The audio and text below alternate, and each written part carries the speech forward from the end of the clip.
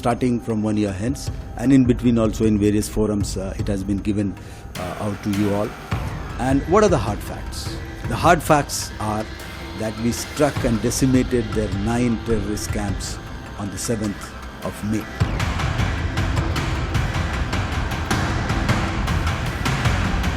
Proof is there for everybody to see.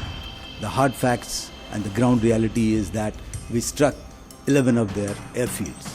The ground reality is that we destroyed 13 of their aircraft, either on ground or in the air, including one high-value airborne asset at a record distance of 300 kilometers plus. No sanctuary across the line of control is safe.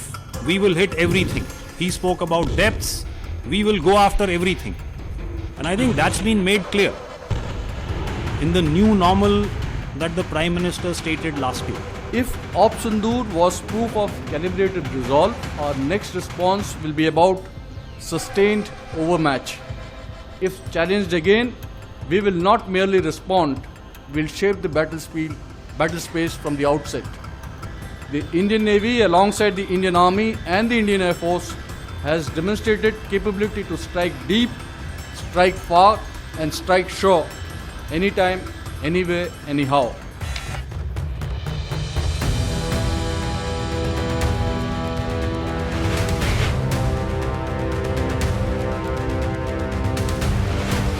Operation Sindoor was not an end. It was just the beginning. और यहाँ पर जन कवि दुष्यंत कुमार त्यागी की एक मौलिक रचना का प्रभावशाली अंश मैं आपके सामने रखना चाहता हूं।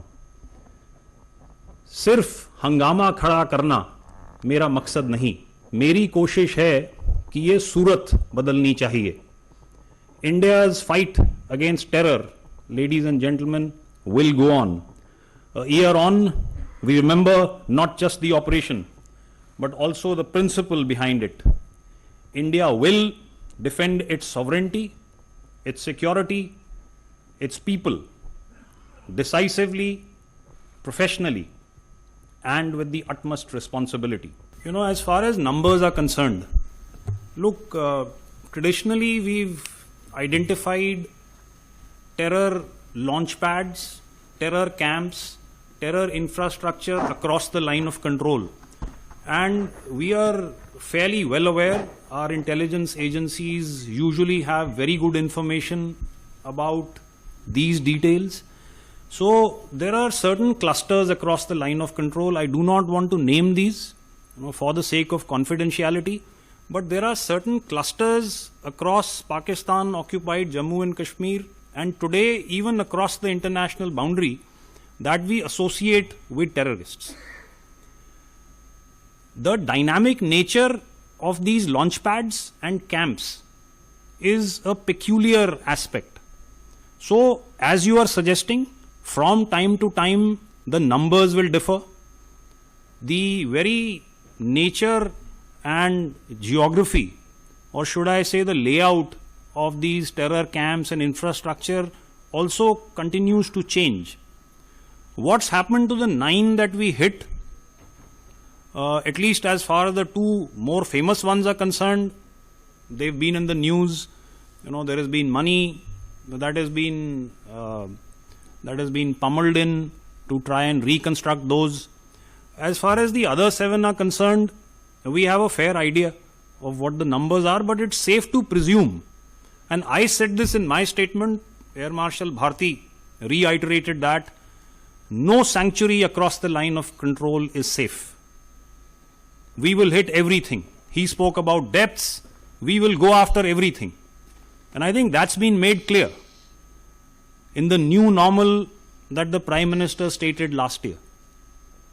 But the conditions, the timing and the method will be ours. I think एक civilian understanding होती है कि लड़ाई में सिर्फ एक दूसरे के ऊपर गोलाबारी होती है. There is kinetic action, whether standoff or conventional where people come close.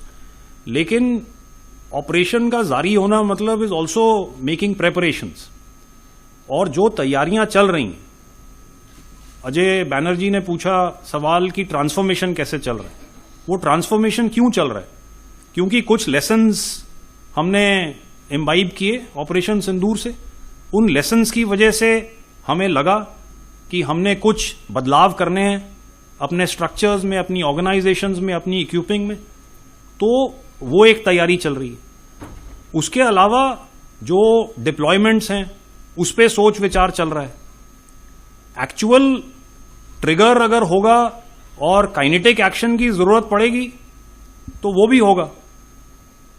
सो इस हिसाब से ये ऑपरेशन अभी भी जारी है और जारी रहेगा. क्योंकि जैसे मैंने अपने स्टेटमेंट में भी बताया, India's war against terror will go on. If Op Sindoor was proof of calibrated resolve, our next response will be about sustained overmatch. If challenged again, we will not merely respond, we'll shape the battle space from the outset. The Indian Navy, alongside the Indian Army and the Indian Air Force, has demonstrated capability to strike deep, strike far, and strike sure, anytime, anywhere, anyhow. As far as differences and disputes between India and Pakistan are concerned, we are very clear in India that this is bilateral. We haven't in the past, we don't today, and we will not in the future accept any other mediation of any other kind. So I think that's the bottom line. And there is absolute unanimity in India.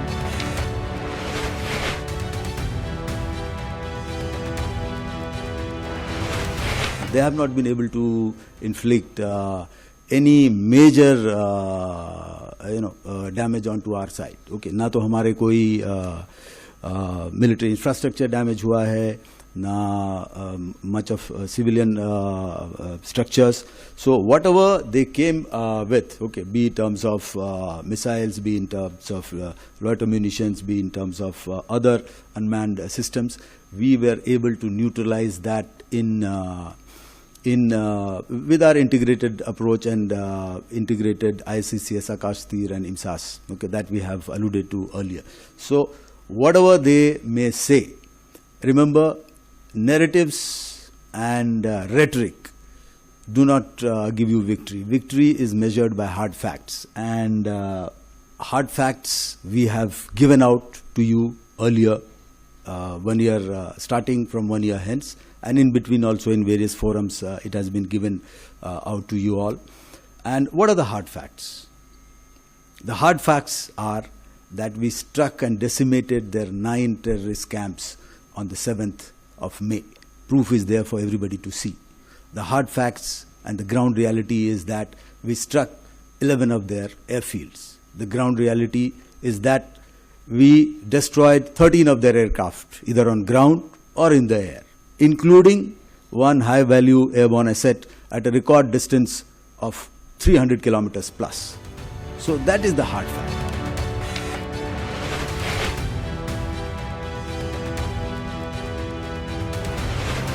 By striking the terror hubs in the heart of Pakistan using long-range precision weapons, India effectively called the bluff on Pakistan's nuclear blackmail. The growing relevance of uncrewed and autonomous systems, as seen in the recent conflicts, reinforces the need for accelerated integration into our operational constructs. Our endeavor, therefore, remains focused on inducting these niche capabilities and constantly reviewing our concepts of operations to remain ahead of the adversary. The information domain emerged as a parallel battle space. Disinformation was effectively countered, and the whole of government approach ensured prevalence of our own strategic intent over the manufactured narratives. Lastly, and perhaps most importantly, the operation demonstrated the operational dividends of the principles of Jai, that is, jointness, Atmanirbharta, and indigenization. Seamless integration of 3 services through Chief of Staff Committee, as Marshal Bharti just mentioned, regular meetings of all the 3 Director Generals of the services, aided in better situational awareness, control of escalation response, and quick decision making, enabling better actions on ground. Look, the fact that Pakistan and China, in their own words, have a relationship that is deeper than the seas, higher than the mountains, that's a given. The fact that Pakistan has 80% of its military equipment of Chinese origin is a given. Whether we are fighting against three adversaries on the same border, be it Turkey or China or Pakistan, look, you play against the team that turns up on the park. So that's not something that should worry us so much. It's not something which is in our control. What is in our control is what we've all spoken about. Zubin spoke about what are the capabilities that we are building in an integrated manner. We spoke about transformation. The challenges have been identified and are clear. India, and I say India, and its armed forces are all on the path to meeting these challenges. That's why a year hence, we are all sitting in front of you. Just to give you a sense and an assurance that what we learnt last year has been well imbibed and we are on a path.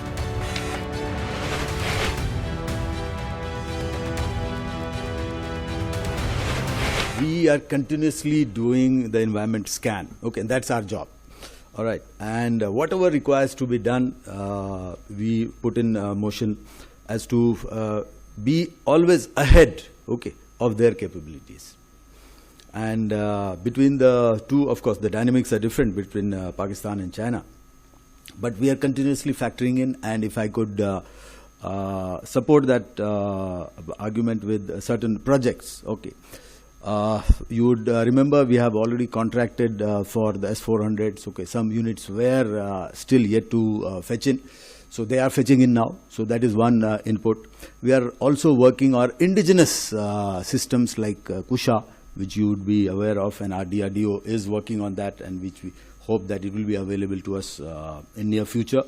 As I said, the Honorable Prime Minister has already conveyed the direction for Sudarshan Chakra, so we are working towards that.